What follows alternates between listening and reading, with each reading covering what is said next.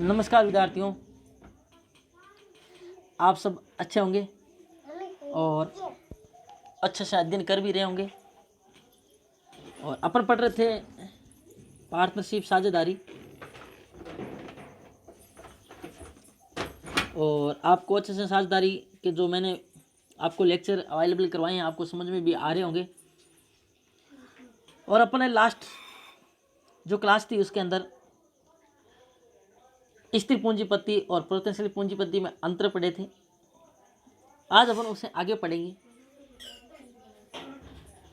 साझेदारों के मध्य लाभों का बंटवारा। उसमें मैंने आपको profit and loss appropriation account का फॉर्मेट भी बताया था कल, और मैंने आपको इससे पहले मैंने आपको पार्टनर कैपिटल अकाउंट और पार्टनर करंट अकाउंट के भी मैं फॉर्मेट बता चुका हूँ, और आपने उनको समझने की कोशिश भी की होगी फॉर्मेट को। भी अपन बात करते हैं साझेदारों के मध्य लाभों का बंटवारा। देखो, मैंने आपको बताया था जब भी कोई साझेदारी होती है, आपस में जितने भी साझेदार होते हैं, 2 हो या चाहे 3 हो, उन्होंने जब वर्ष भर जब उस व्यवसाय को चलाया है, साझेदारी व्यवसाय को चलाया है जब साल भर, तो वर्ष के अंत में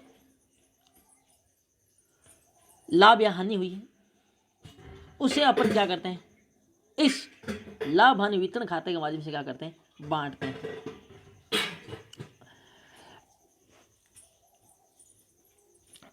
साझेदारी फर्म की दशा में लाभ हानि खाते द्वारा प्रॉफिट एंड लॉस अकाउंट, मैंने आपको बताया था प्रॉफिट एंड लॉस अकाउंट जो बनाया जाता है, जिसमें मैंने आपको बताया था इनडायरेक्ट, जो आप 11th में सीख चुके हैं, इनडायरेक्ट एक्सपेंसेज और इनकम को उसमें लिखा जाता है। लाभ हानि खाते द्वारा प्रकट शुद्ध लाभ शुद्ध हानि जो P&L अकाउंट है, वो या तो आपको नेट प्रॉफिट या फिर नेट लॉस है उसे प्रदर्शित करेगा। उसे साझेदारी सलेख के अनुसार, मैंने आपको बताया था पार्टनरशिप डीड क्या होती है, अपने पीछे लेसन में आया था। साझेदारों के मध्य जो लिखित समझौता होता है उसे साझेदारी सलेख कहते हैं। साझेदारी सलेख के अनुसार साझेदारों में विभाजन करने के लिए लाभ हानि नियोजन खाता बनाया जाता है। कौन सा खाता बनाया जाता है? लाभ हानि नियोजन खाता बनाया जाता है। Profit and loss appropriation account बनाया जाता है। और जो ये profit and loss appropriation account है, इस खाते की प्रकृति क्या है, ये किस प्रकार खाता है? आपने खातों के 3 प्रकार पढ़े हुए हैं, व्यक्तिगत खाते, वास्तविक खाते और नाम मात्र खाते। तो ये आपके नाम मात्र के खाते का फॉर्मेट है, यानी कि नाम मात्र का खाता बोले नॉमिनल अकाउंट, या फिर इसको अपन बोल सकते हैं अवास्तविक। अवास्तविक कहते हैं चाहे नाम मात्र कहते हैं, एक ही अर्थ है इनका, अवास्तविक या नाम मात्र। तो ये नॉमिनल अकाउंट का जो है एक उदाहरण है। नॉमिनल अकाउंट की इसकी नेचर है, नॉमिनल अकाउंट का नेचर है। अब देखो लाभ हानि नियोजन खाता, इस खाते में साझेदारी सलेख के अनुसार लाभों का क्या किया जाए, नियोजन। देखो, लाभों का नियोजन का मतलब होता है, ये ध्यान इंपॉर्टेंट, लाभों का नियोजन यानी कि लाभों का क्या किया जाता है, बंटवारा किया जाता है। यानी कि लाभों का क्या किया जाता है, बंटवारा किया जाता है। यानी कि लाभों को कहाँ रखना है, कितने लाभ बचा के रखने हैं, कितने लाभों को बांटना है, उन सब का यहाँ पर क्या किया जाता है, लेखा किया जाता है। इसलिए इसे लाभ हानि क्या कहते हैं, नियोजन खाता कहते हैं। ये एक नाम मात्र का खाता होता है और इसे लाभ हानि खाते की तरह ही बनाया जाता है, P&L अकाउंट की तरह ही बनाया जाता है, प्रॉफिट एंड लॉस अकाउंट की तरह बनाया जाता है। और जो P&L अकाउंट है उसका नेचर भी कैसा होता है, नाम मात्र का नेचर होता है, और इसका नेचर भी नाम मात्र खाते का होता है। ये खाता लाभ हानि खाते का ही क्या है, विस्तार है। देखो, प्रॉफिट एंड लॉस अकाउंट है, अगर पार्टनरशिप फर्म नहीं है तो एकल व्यापार है, तो सीधा P&L अकाउंट है, उसमें जो लाभ है, जो भी हानि हुई, जो एकल व्यक्ति मालिक है उसी का हो गया लाभ, यानी उसमें बांटने के लिए। लेकिन यहाँ साझेदारी है, तो साझेदार है, तो इसलिए बांटने के लिए इस खाते को साझेदारी में बनाया जाता है। लाभ हानि खाते की क्या विस्तार है। देखो, अब होता क्या, ये मैंने आपको कल फॉर्मेट में बताया भी था आपको। इस खाते के क्रेडिट पक्ष पर चालू वर्ष का शुद्ध लाभ जो आपको किसने शो किया है, P&L ने शो किया है, वह आहरण पर ब्याज का लेखा करते हैं, इंटरेस्ट ऑन ड्रॉइंग्स। और इस खाते के डेबिट पक्ष पर चालू वर्ष की शुद्ध हानि, साझेदारों की पूंजी पर ब्याज, साझेदारी का पारस्परिक जैसे वेतन, कमीशन, बोनस हो गया, सैलरी, कमीशन, बोनस और संचय में हस्तांतरण, रिजर्व बनाया तो रिजर्व में हस्तांतरण आदि का लेखा करते हैं। दोनों पक्षों का अंतर क्या होता है, बांटने योग्य क्या होता है, लाभ यहाँ हानि होता है, जिसे साझेदारों के मध्य क्या किया जाता है, जो रेशियो है, जो निश्चित अनुपात, उस अनुपात में क्या कर दिया जाता है, लाभ हानि जो अनुपात उसमें क्या कर दिया जाता है, बांट दिया जाता है। तो ये फॉर्मेट आपके profit and loss appropriation account का है। यानी इसमें क्रेडिट साइड में सबसे पहले तो लाभ लिखा जाता है, उसके बाद वो मद लिखी जाती है जो क्या करती है, कमी करती है, साझेदारों के लाभों में क्या करेगी, कमी कर रही है, और यहाँ पर वो मद लिखी जाती है जो साझेदारों के लाभों में क्या करती है, वृद्धि करती है, साझेदारों के लाभों में क्या करती है, वृद्धि करती है। ये साझेदारों के लाभों में क्या करती है, वृद्धि, ये क्या करती है, कमी। अब देखो इस चीज को अपन बाद में पढ़ेंगे, ये पूरे स्टेप अपन बाद में देखेंगे। सबसे पहले अपन ये उदाहरण है, इसे लाभ हानि नियोजन खाता बनाते हैं, जो कि आपको अच्छे समझ में आ जाएगा। इससे क्या आपके दिमाग में रहेगा, उसके बाद उन मदों को पढ़ेंगे। देखो अब सवाल क्या है, उदाहरण नंबर 1 आपके सामने एक उदाहरण है, उदाहरण को ध्यान से समझने की कोशिश करना। अजय तथा विजय यानी कि दो क्या है, साझेदार है, एक का नाम अजय, दूसरे का नाम विजय, और आपको ये कन्फर्म पता है कि पार्टनरशिप तब तक नहीं होती जब तक उसमें मिनिमम कितने व्यक्ति नहीं होते, 2 व्यक्ति, यानी न्यूनतम 2 व्यक्ति होना जरूरी है, तभी साझेदारी कहलाएगी। इसका मतलब अजय तथा विजय लाइन से कितना समझा कि साझेदारी में कितने व्यक्ति हैं, 2 हैं, और ये क्या है, साझेदारी है। नहीं 1 अप्रैल 2016 को देखो 1 अप्रैल 2016 आपको पता है कोई भी जो वित्तीय वर्ष होता है 1 अप्रैल को वित्तीय वर्ष, फाइनेंशियल ईयर 1 अप्रैल से प्रारंभ होता है और 31 मार्च तक चलता है। अप्रैल से मार्च, 1 अप्रैल से 31 मार्च तक, ये आपको पहले से छोटी छोटी बातें पता है। 1 अप्रैल 2016 को साझेदारी व्यवसाय शुरू किया। इन्होंने बिजनेस स्टार्ट कब किया, 1 अप्रैल 2016 को पार्टनरशिप अजय और विजय ने मान लो कुछ भी बिजनेस खोला। अब बिजनेस खोला, इसके लिए बिजनेस खोलने के लिए ये तो है नहीं कि भाई बिजनेस आप खोलेंगे तो बिना मनी के खुल जाएगा, यानी कि बिना रुपए के बिजनेस नहीं खुलेगा। और जो व्यवसाय स्थापित करते हैं प्रारंभ में तो पूंजी लानी पड़ती है।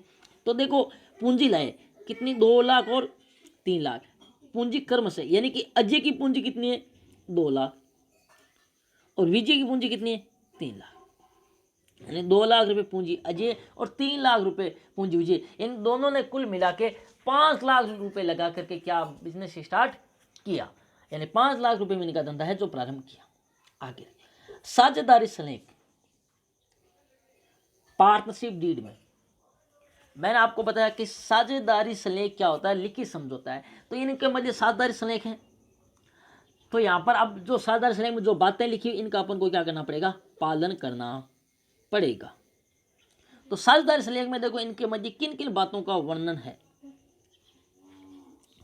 पूंजी पर 10% वार्षिक दर से क्या दिया जाएगा, ब्याज दिया जाएगा। यानी अजय और विजय, अजय की पूंजी है वो आपके 2 लाख है और विजय की पूंजी 3 लाख है, इसकी 3 लाख है और इसकी 2 लाख है। तो इस पूंजी पर क्या दिया जाएगा, ब्याज दिया जाएगा, और ब्याज की दर क्या है, 10% वार्षिक। अब देखो अगर साझेदारी सलेख नहीं होता तो आपको पता है पूंजी पर ब्याज नहीं दिया जाता। इसके अलावा आगे क्या, अजय को 2,000 रुपये प्रति मास और विजय को 36,000 रुपये वार्षिक वेतन दिया जाएगा। यहाँ पर देखो ये क्या है कि जब बोर्ड एग्जाम होते हैं तो उसमें इस प्रकार के सवाल देते हैं कि थोड़ा आपको उलझाने की कोशिश करते हैं। अब देखो अजय को तो यहाँ पर 2,000 रुपये प्रति माह वेतन और विजय को 36,000 रुपये वार्षिक वेतन दिया जाएगा। तो आपको क्या करना है, अजय को 2,000 रुपये प्रति माह, तो अजय का वेतन कितना हो जाएगा, 12 माह का अजय का 24,000 रुपये, यानी कहने का मतलब है अजय को 24,000 और विजय को 36,000 रुपये वार्षिक वेतन दिया जाएगा। अब ध्यान रखना अगर साझेदारी सलेख नहीं होता तो इनको वेतन नहीं दिया जाता।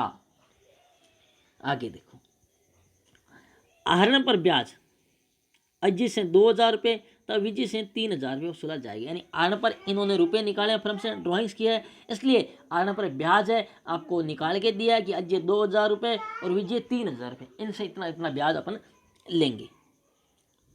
उसके बाद कहा कि लाभों को 3:2 में बांटा जाएगा, यानी जो लाभ है प्रॉफिट शेयरिंग रेशियो से 3:2 में, यानी अजय और विजय के मध्य। यानी कि अगर बात करूं, अगर कोई 5 रुपये का प्रॉफिट होता है, अगर मान लो 5 रुपये का प्रॉफिट होता है तो 3 रुपये तो अजय के होंगे, 2 रुपये विजय के होंगे।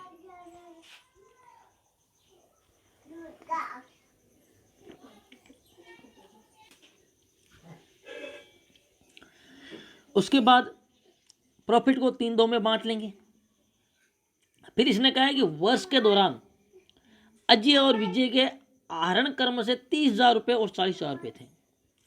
यानी कि साल भर में जो है अजय ने फर्म से 30,000 रुपये निकाले और विजय ने 40,000 रुपये निकाले। ठीक है, और इस पर ब्याज आपको दे रखा है, कोई बात नहीं। फिर आपको कहा 31 मार्च 2017 को, सीधी सी बात है 1 अप्रैल 2016 से वित्तीय वर्ष प्रारंभ हुआ था, 31 मार्च 2017 को समाप्त होगा।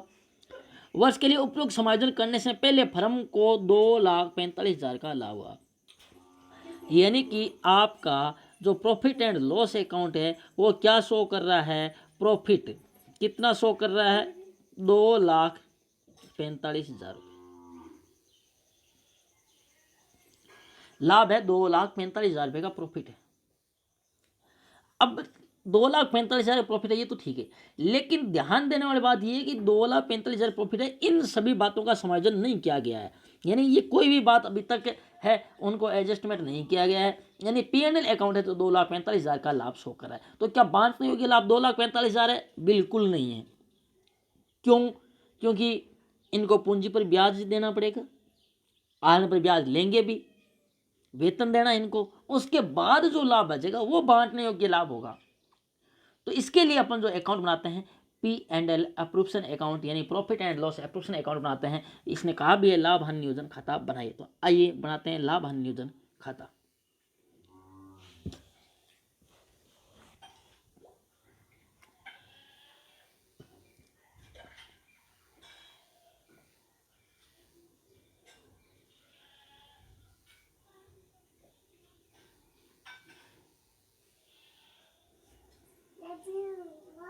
अब देखो यहाँ जो थोड़ी सी जगह है, स्पेस कम है, तो भी मैं कोशिश करता हूँ आपको अच्छे समझ में आ जाएगा।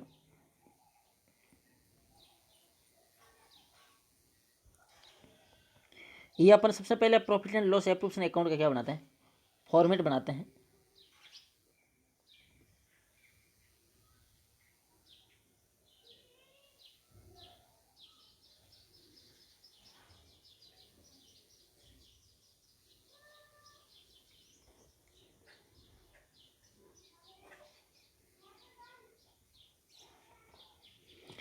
ये अपना फॉर्मेट हो गया। अपन यहाँ पर लिखते हैं पर्टिकुलर्स, और ये आपका कॉलम हो गया अमाउंट का। ये कॉलम आपके पर्टिकुलर्स का और ये कॉलम आपके अमाउंट का। ये आपकी साइड होगी क्रेडिट साइड और ये साइड होगी आपकी, एक सेकेंड, डेबिट साइड।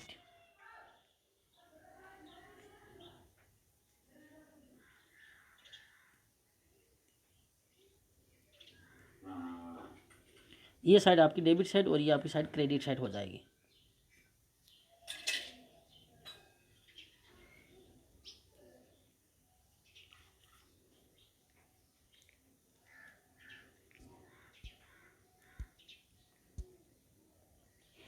तो ये आपकी साइड हो जाएगी डेबिट साइड और वो साइड होगी आपकी क्रेडिट साइड। अब देखो सबसे पहले आपको करना क्या है, आपको ये देखना है कि सवाल के एंड में, क्वेश्चन के जो एंड में लाभ या हानि क्या दे रखा है और कितना दे रखा है। तो इस सवाल में लाभ दे रखा है और कितना दे रखा है, 2,45,000 कि साल के अंत में लाभ हुआ 2,45,000 का। देखो मैंने आपको बताया था प्रॉफिट एंड लॉस अकाउंट 2,45,000 का लाभ बता रहा है, उसे अपन P&L अप्रूव्शन अकाउंट में लिखेंगे। यहाँ पर अपने हेडिंग डाल देते हैं P&L appropriation account for the year ending कब, 31 मार्च 2017 को। ये अपन ने क्या डाल दी, हेडिंग डाल दी। उसके बाद अपन को क्या करना है, जो लाभ दे रखा है या हानि, आपको कुछ न कुछ दिया मिलेगा, या तो लाभ मिलेगा या फिर क्या मिलेगी, हानि मिलेगी। अगर आपको लाभ दिया हुआ मिलता है तो आपको कौन साइड लिखना है, क्रेडिट साइड में लिखना है। अगर आपको हानि दी हुई मिलती है तो आपको कौन साइड लिखना है, डेबिट साइड में लिखना है। तो यहां पर अपन को दे रखा है लाभ, तो अपन सबसे पहले क्रेडिट साइड में लिखते हैं।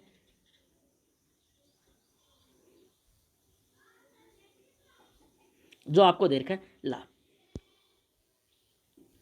तो आपको पता है क्रेडिट साइड में सबसे पहले जब भी कोई मत लिखते हैं तो सबसे पहले किस शब्द का यूज करते हैं, बाई का। तो क्या लिख देंगे, बाई।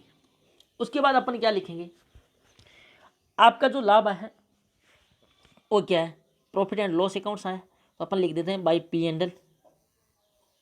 कॉस्ट में लिख देते हैं profit, by P and L profit लिख देते हैं। और प्रॉफिट कितना है, 2,45,000, ये लिख देंगे। उसके बाद अपन क्या करेंगे, अगर हानि होती तो अपन डेबिट साइड लिख दे, लाभ था क्रेडिट साइड लिख दिया।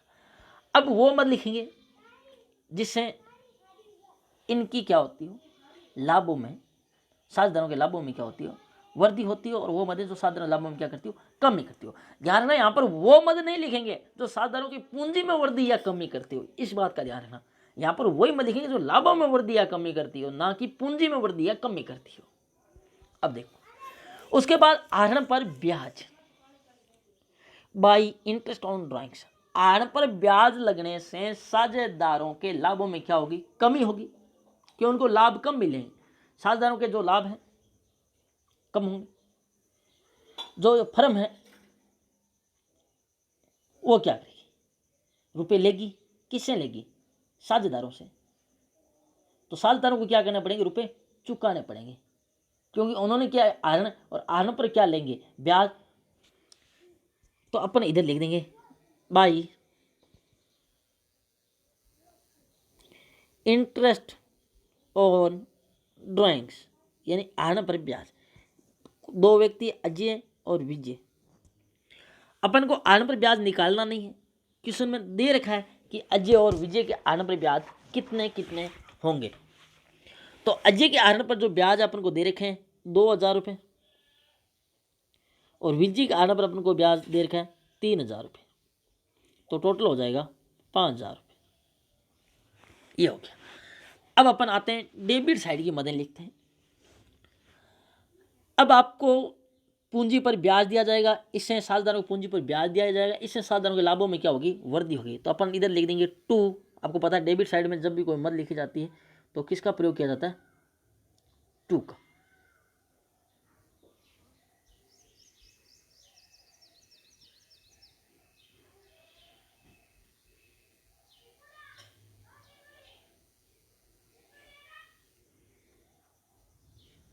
तो यहां पर अपन लिखते हैं टू।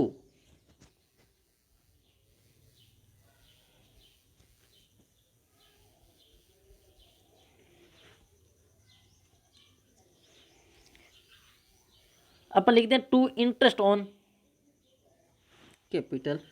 एक सेकेंड, थोड़ा सा इसमें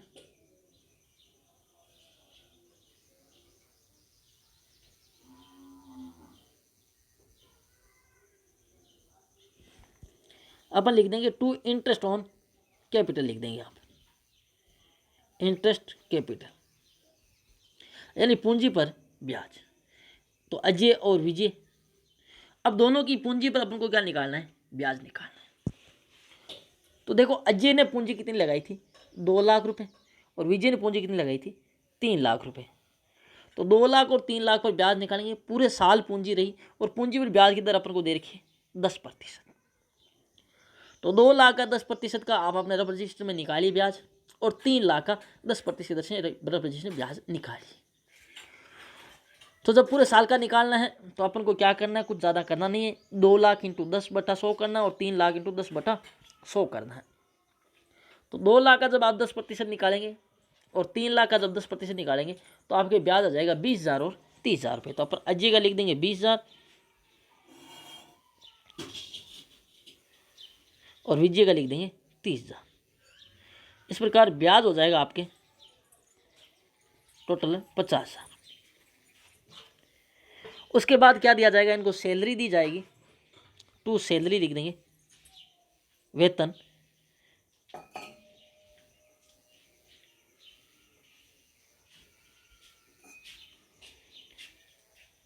अजय को और विजय को। वेतन अजय को दिया जाएगा और विजय को दिया जाएगा। जो अजय को वेतन है वो आपको पता है, मैंने अभी आपको बताया था कि अजय का जो वेतन दे रखा है प्रति मास का दे रखा है, और विजय का वेतन क्या दे रखा है, वार्षिक दे रखा है। तो अजय का वेतन तो 2,000 रुपये महीने के हिसाब से हो जाएगा, 24,000 रुपये साल भर का, और विजय का वेतन 36,000 दे रखा है। तो 24,000 इसका हो जाएगा और 36,000 इसका हो जाएगा। तो ये आपका हो जाएगा 24 और 36 60,000 रुपये, 36 और 24,000 रुपये हो जाएंगे 60,000 रुपये हो जाएगा ब्याज आपका वेतन। इसके अलावा आपके सवाल में और कुछ भी नहीं दे रखा, तो ये आपका सवाल क्या हो जाता है, कंप्लीट हो जाता है। यहाँ पर जो मदें थी अपन ने वो सारी लिख दी, जितने साधारण से लेख में। अब अपन क्या करते हैं, दोनों साइड का योग लगाते हैं। तो जिधर साइड का योग किधर का ज़्यादा है, सीधी सी बात है, इसमें क्रेडिट साइड का योग ज़्यादा है।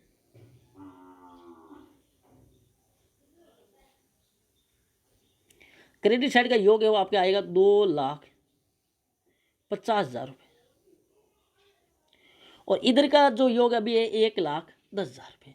तो 2,50,000 और जो 1,10,000 में जो अंतर है वो आपको 2,50,000 में से 1,10,000 रुपये घटा देना है। तो ये आपके बचेगा 1,40,000 रुपये।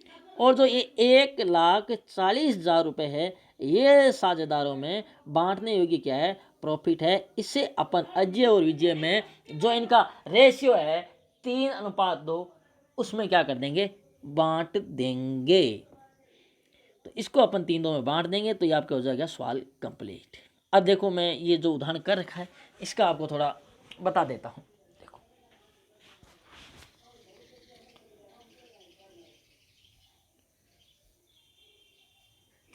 सबसे पहले अपन को प्रॉफिट, ये देखो सबसे पहले अपन ने लिख दिया profit and loss appropriation account for the year ending 31 मार्च 2016 लिखा है। यहाँ पर 16 नहीं लिख करके अपन को क्या लिखना है, 17 लिखना है। ये मिस्टेक लिख रखा है बुक में बाय मिस्टेक 16, लेकिन ध्यान रखना 1 अप्रैल 2016 को व्यवसाय प्रारंभ किया है तो ईयर कब कंप्लीट होगा, 17 को। तो 31 मार्च 2017 लिखना है यहाँ पर। तो क्या लिखना है, profit and loss account for the year ending 31 मार्च 2017। ये आपका फॉर्मेट है, मैंने आपको बताया था अभी। पर्टिकुलर अमाउंट ये क्रेडिट साइड है और ये डेबिट साइड है। सबसे पहले मैंने आपको कहा कि सवाल में या तो आपको लाभ दिया मिलेगा या हानि दी मिलेगी। इस सवाल में आपको लाभ दिया मिला है और तो इसे क्रेडिट साइड में लिख देते हैं बाय प्रॉफिट बिफोर एडजस्टमेंट लिख सकते हैं, या आप लिख सकते हैं बाय P&L अकाउंट कॉस्ट में लिख सकते हैं नेट प्रॉफिट। कितना देर का है, 2,45,000 रुपये लिख दिए। उसके बाद आहरण पर ब्याज अजय और विजय के, तो आहरण पर अजय का ब्याज 2,000 और विजय का ब्याज 3,000 रुपये अपन को निकालने की जरूरत नहीं पड़ेगी क्योंकि क्वेश्चन में ऑलरेडी ब्याज निकाल के दे रखे हैं। तो लिख दिया 2,000 3,000 टोटल हो गया 5,000। जो आहरण पर ब्याज इंटरेस्ट ऑन, इसमें देखो थोड़ा मैं आपको बता देता हूँ 12th कक्षा के हिसाब से आपके 99% जो भी क्वेश्चन हो गए उसमें ये 2 ही मद आएंगे। इस साइड तो या तो प्रॉफिट, सबसे पहले प्रॉफिट आएगा, उसके बाद इंटरेस्ट ऑन ड्राइंग्स आएगा, और उसके बाद अगर हानि होगी तो ही आएगा, नहीं तो इस साइड कोई मद आएगी भी नहीं। ये बात भी आप ध्यान में रख सकते हैं। इससे ज़्यादा आपके जो है क्वेश्चन लेवल के नहीं आएंगे। तो इंटरेस्ट ऑन ड्राइंग्स आ गया, आहरण पर ब्याज। क्यों, क्योंकि ये क्या करती है, इंटरेस्ट ऑन ड्राइंग से आपकी क्या कर रहा है, लाभों में क्या कर रहा है, साधारण लाभों में क्या कर रहा है, कमी कर रहा है। अब देखो जो साधारण लाभों में कर रहा है, इंटरेस्ट ऑन कैपिटल, पूंजी पर ब्याज देंगे अपन अजय और विजय को। अजय को 20,000 रुपये और विजय को 30,000 रुपये। इनकी जो स्टार्टिंग में पूंजी लगाई थी इन्होंने साल भर के लिए, अजय ने 2 लाख लगाई थी और विजय ने 3 लाख लगाई थी। तो अपन जब पूंजी पर ब्याज निकालेंगे 2 लाख का 10%,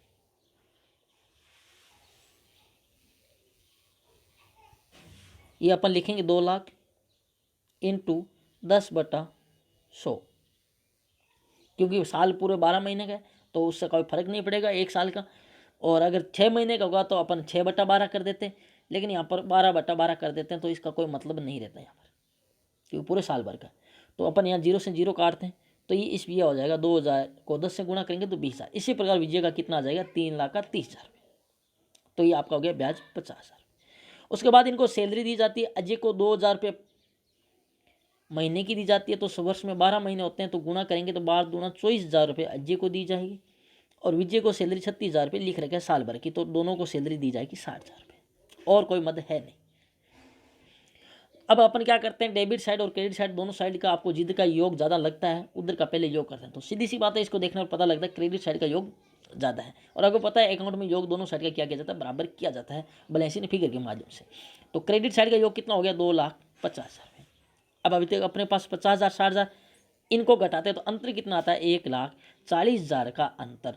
यही जो 1,40,000 का अंतर है, अब देखो क्रेडिट साइड का योग ज़्यादा है इसलिए ये क्या है, 1,40,000 प्रॉफिट है। अगर डेबिट साइड का योग ज़्यादा होता, इधर अंतर आता, तो वो क्या होता, लॉस होता। तो ये 1,40,000 रुपये का जो ये क्या प्रॉफिट है, जिसको अपन क्या करते हैं, तो दोनों पार्टनर है अजय और युजिन में क्या करते हैं, बांटते हैं। और बांटते हैं किस अनुपात में, इनका जो रेशियो दे रखा है, वो रेशियो दे रखा है आपको 3:2। अब देखो इनका रेशियो दे रखा है अजय और विजय का आपको 3:2। 3:2 में क्या करना है, इनको बांटना है। इनको जब अपन 3:2 में बांटते हैं तो किस प्रकार बांटते हैं, तो ध्यान रखना। देखो सबसे पहले आपको अनुपात में बांटने के लिए क्या करना है, जिसका बांटना, अगर अजय का बांटना है तो सबसे पहले क्या लिखते हैं, अजय लिख दिया। अजय का बांटना है तो अजय का अनुपात उसे ऊपर लिख देंगे 3, और नीचे लिखेंगे अनुपातों का योग। तो अनुपातों का योग कितना है, 3 और 2 5। तो अनुपात में बांटने का तरीका क्या होता है, अनुपात बटा अनुपातों का योग। तो 3/5 इंटू, अब राशि कितनी है, 1,40,000। इसी प्रकार विजय का जब करेंगे तो विजय का अनुपात कितना है, 2, और अनुपातों का योग कितना है, 5, और राशि कितनी बांटने होगी, 1,40,000। इसको अपन बांटते हैं तो क्या करते हैं, इसमें भाग दे देते हैं 5 का 1,40,000 में। तो कितनी बार जाता है, 5 दूनी 10, बच्चे 4, 8 पंजे 40, तो ये हो गया 28,000। इस 28,000 को 3 से क्या कर देते हैं, गुणा कर देते हैं। तो 28,000 को 3 से गुणा करेंगे तो 28, तो 20 तिया 60, 8 तिरी 24, 60 और 24 यानी 84,000 रुपये आ जाएगा। यानी कि अजय का लाभ कितना आ जाएगा, 84,000 रुपये। अब जब बात विजय की करते हैं तो ये 1,40,000 भाग देंगे, वही 28 बार जाएगा, और 28,000 को जब 2 से गुणा करेंगे तो ये आपका आ जाएगा 56,000। तो यानी कि विजय का लाभ हो जाएगा 84,000, और जो अजय उसका लाभ हो जाएगा 84,000, और विजय का लाभ वो कितना हो जाएगा, 56,000। इस 84 और 56,000 को अपन क्या कर देंगे, डेबिट साइड में लिख देते हैं। तो यहाँ पर अपने लिख दिया to partner capital account, Ajay 84, Vijay 56, ये 1,40,000 लिख दिया, और 2.5 लाख बराबर हो गया। तो इस प्रकार ये आपका बनता है profit and loss appropriation account. इस क्वेश्चन को आप रफ रजिस्टर में करने की कोशिश करना, फिर करना। और अब ये जो आपका प्रॉफिट है, यहाँ पर अपन लिखा टू पार्टनर कैपिटल अकाउंट, इसको अपन कहाँ भेज देंगे, साझेदारों के पूंजी खाते में भेज देंगे। और पार्टनर कैपिटल अकाउंट का मैंने फॉर्मेट बताया था। तो ये जो यहाँ से प्रॉफिट एंड लॉस एप्रोप्रिएशन जो प्रॉफिट है, ये कहाँ जाएगा, साझेदारों के पूंजी खाते में। कौन सी साइड में जाएगा, ये साझेदार पूंजी खाते में जाएगा, क्रेडिट साइड में। यानी साझेदार पूंजी खाते में क्रेडिट साइड में इस प्रॉफिट को लिख देंगे। अगर इधर हानि होती तो ये जाता पार्टनर कैपिटल अकाउंट के डेबिट साइड में। तो ये चीज़ आपको समझ में आ गई होगी। यानी कि अगर पार्टनरशिप में अगर प्रॉफिट एंड लॉस एप्रोप्रिएशन अगर प्रॉफिट करता है तो उसे साधारण यहाँ बांट दिया, टू पार्टनर कैपिटल अकाउंट लिखे। अब ये साधारण पूंजी खाते में क्रेडिट साइड में जाएगा। अगर लॉस होता तो पार्टनर कैपिटल अकाउंट में डेबिट साइड में जाता। ठीक है, ये आप बात आपको समझ में आ गई होगी। यहाँ पर अपने पार्टनर कैपिटल लिखा, पार्टनर करंट क्यों नहीं लिखा, क्योंकि मैंने आपको बताया था जब नॉर्मली कुछ नहीं कहा गया सवाल में, तो अपन खाते कौन सी विधि से मानते हैं, परिवर्तनशील पूंजीपति से खाते मानते हैं। और परिवर्तनशील पूंजीपति क्या कहती है, उसमें एक ही खाता खोला जाता है, कौन सा, साझेदारों का पूंजी खाता। इसलिए अपन यहाँ पर साझेदारों का पूंजी खाता लिखा है। तो आज के लिए इतना ही।